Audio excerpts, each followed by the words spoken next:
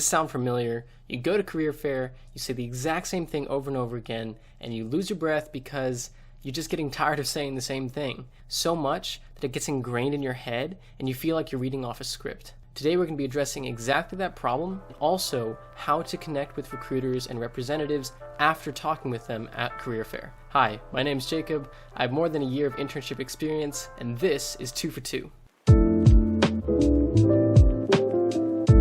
This is part 2 to my little career fair series. If you haven't seen part 1, please check it out right here real quick before you watch this one.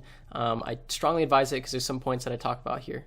So when you're rehearsing your elevator pitch, you're trying to sell yourself to a company, right? You're trying to introduce yourself, trying to set the groundwork of who you are. But there's a few issues I see with the common approach. The first thing is that I recommend that you don't actually memorize a speech. Instead, memorize bullet points. So that way it comes across as genuine. It sounds like you're actually having a conversation. It sounds like you're talking to somebody.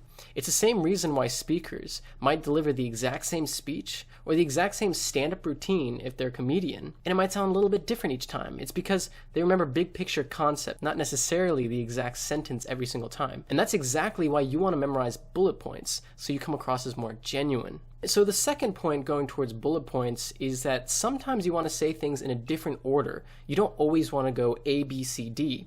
For example, if I'm applying for a project management internship, I might want to mention some of the experience in student organizations and leadership positions before I mention my technical expertise, as that's more relevant for the job. Same could be flipped for a different thing. If you're applying for something that really wants Excel experience, for example, and you have a project about Excel, and you want to include that project in your introduction, you might want to mention that before you mention your student org experience. And this boils down to the idea of how you present yourself will change depending on what the company advertises and what they value. Another example is, let's say you produce music and you're talking to Spotify.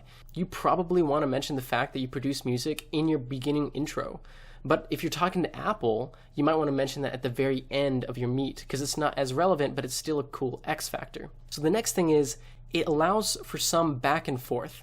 I know I talked about amusement parks in the last video. There's similarities because you wait in line to talk with somebody. You wait in line to get in line to get a job. Yeah, how long have you been in line for? How long? If you get there and you just start going on a 30-second tirade where you're just talking about yourself and you're just saying this huge paragraph that you memorized, do you think they're going to be super engaged? Sometimes they are, and if your perfect speech is perfect for that company and it's memorized to a T, that's awesome. But chances are you might want to embed that conversation. Sometimes your introduction about will be interrupted by them, and that's okay, because the whole goal is to have a dialogue with them. You're trying to have a conversation with them like it's a real person, because they are real people. They're just people. Tell me, Commander, what is data?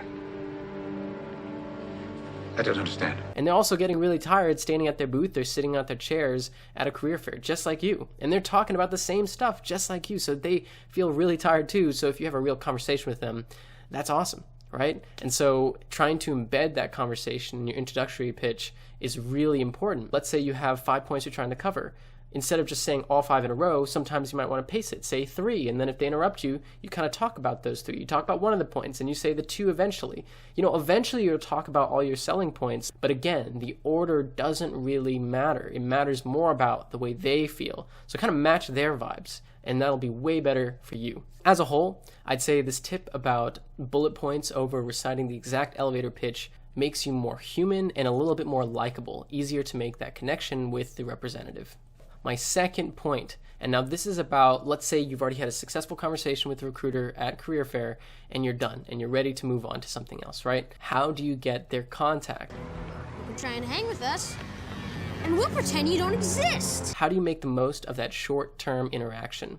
Because that interaction lasted, 30 seconds to 5 minutes. So in order to go from a conversation to a job, you have to establish a connection, a contact point with company representative or recruiter. You want to get their LinkedIn, and this is something, again, I'm posting this on LinkedIn, so, might seem like a no-brainer. But the reason you want to get their LinkedIn is because it establishes a long-term connection with them.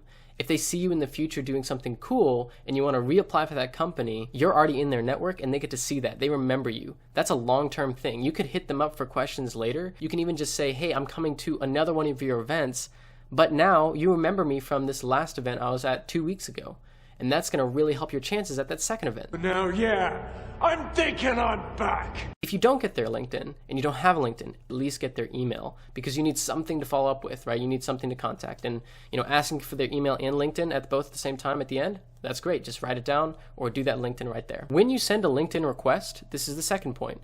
Make sure you're personalizing that request and you send it within 24 hours. Because when you talk to the people at Career Fair, you're not just trying to establish a connection, you're trying to make it so you stand out above the crowd and also that they remember you. Because if they want to move you forward, and let's say it's a manual process, they have to remember who you are. And so if you wait a week to contact them again, they're not going to remember that story you had about Star Trek, right? They're not going to remember that Star Wars story about the Rancor, like relating about why you like Return of the Jedi, or why you don't, actually, because Empire Strikes Back is the best, right? But anyway, if you do that, if you make that connection within 24 hours, they're likely to remember you. When you talk to them within that 24-hour block, make sure you make reference to the conversation you had. Bring up something contextual from that conversation, but also drive home why you feel like you fit in the company and why you applied for the role you did. And hopefully, if you listen to the last video, you already applied beforehand. You don't want to make it too long, it's short and sweet. I think there's really good templates online that you can find. Make sure that you talk about your continued interest. This whole thing of making that connection within 24 hours, sending that email, that's the gateway to the interview. And that is ultimately the way that you'll get contact again. And even if it's something like Apply Online or something that you get like from a portal automatically, making that connection with the recruiter is important because they might be the people that select you for that next step. So you need to have some sort of personal connection with them. That's the whole point of going to Career Fair over applying online. Doing all of these things after talking to a recruiter maximizes your chances of going from conversation to another conversation, but an interview. You're just putting your best foot forward and they can tell. At the end of a lot of LinkedIn posts, they say something like, disagree, ? That's what I'm asking, if you disagree with these points, because these are just opinions, please leave it in the comments. But if you like this, please do like it. If you don't like it, please dislike it. And if you want more content like this, please subscribe as always. Most importantly, if you can add to this conversation to help more students or young professionals who want help on this topic, just leave comments and try to help them out and hopefully build a thread where they can come to this video and learn not just from me, but also from you. The sacred Jedi text! This was 2 for 2. I hope you enjoyed.